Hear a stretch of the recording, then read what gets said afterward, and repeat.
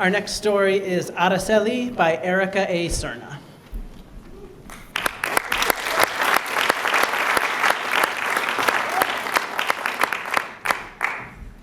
Erika is from Texas. She's like 2,000 miles away from home. It takes approximately 12 hours to get from Olin to her house. Erika is. Sorry, I am also my mother's daughter, in the sense that I am her right-hand man. I am her best friend, and I help her with everything. Throughout the years, I did laundry, went grocery shopping with her, cleaned the house, made dinner, helped with holiday parties. I was even her maid of honor. But when I was searching for colleges to apply to, my first constraint was that I was leaving, not just home, but Texas. I wanted to leave. I wanted to leave all the bad things that happened at home, events I can't speak of sober. I wanted to leave people who weren't going to leave my life. I wanted to leave the Erika that people wanted to hurt. So I ran away, and I became Serna. Serna hoped a year of college would be enough time to make her want to return. Sorry, I hoped that I'd feel my bones crawling back to my mom. But instead, my body crawled up and all my bones locked into place. I didn't want to leave the fetal position. I spent the entire year churning my stomach and avoiding, and then rushing to fix what I could. But I'm both Erika and Serna. You can't slap an apology onto that and call it a day. Part of you can't go home while the other stays away. Had I not gotten an internship or research anywhere, I would have headed home for the summer. I would have returned to my job at Melrose, a clothing store. I would have gotten paid Texas minimum wage. I would have become vulnerable, and I would have been Erika. Thankfully, a last-minute talk to postgraduate planning gave way to job offers to work at Olin over the summer. But I didn't know how to tell my mom I wasn't coming home. I already had a similar conversation when I was deciding to leave. It was very one-sided and ended with my mom not talking to me for months and screaming at me when I needed her help to finish financial forms. A few weeks after securing the imminent future, my mom told me she had some news.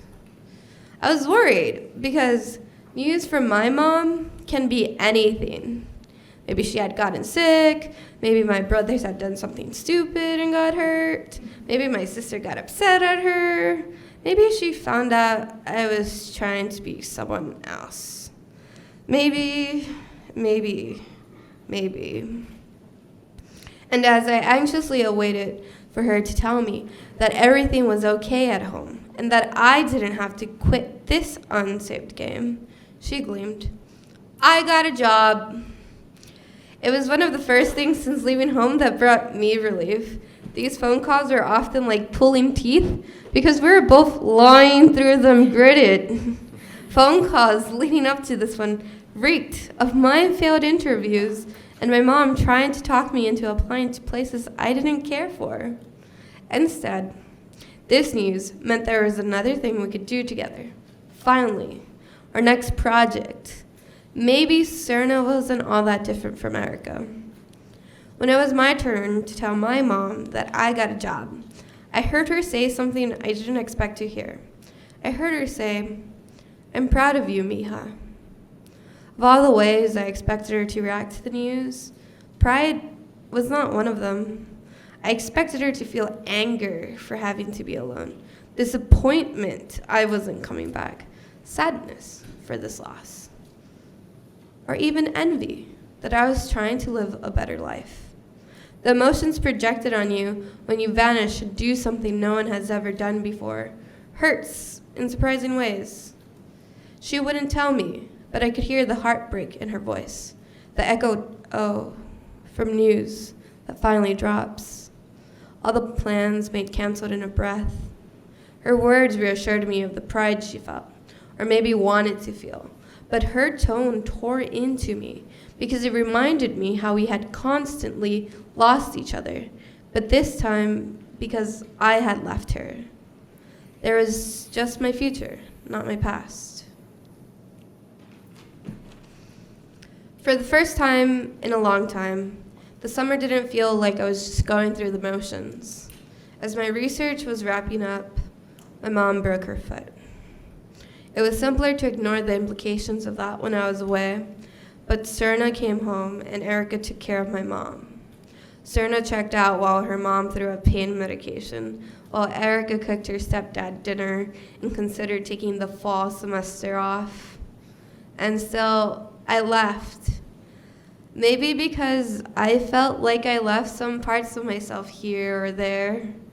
Maybe because staying still hurts. All I know for sure is that I'm both Erika and Serna. And I'm trying to become Erika A. Serna again. She's from Texas and goes to Olin. I'm from Texas and go to Olin. I'm living life, still torn about how to introduce myself. But I'm a little less divided these days.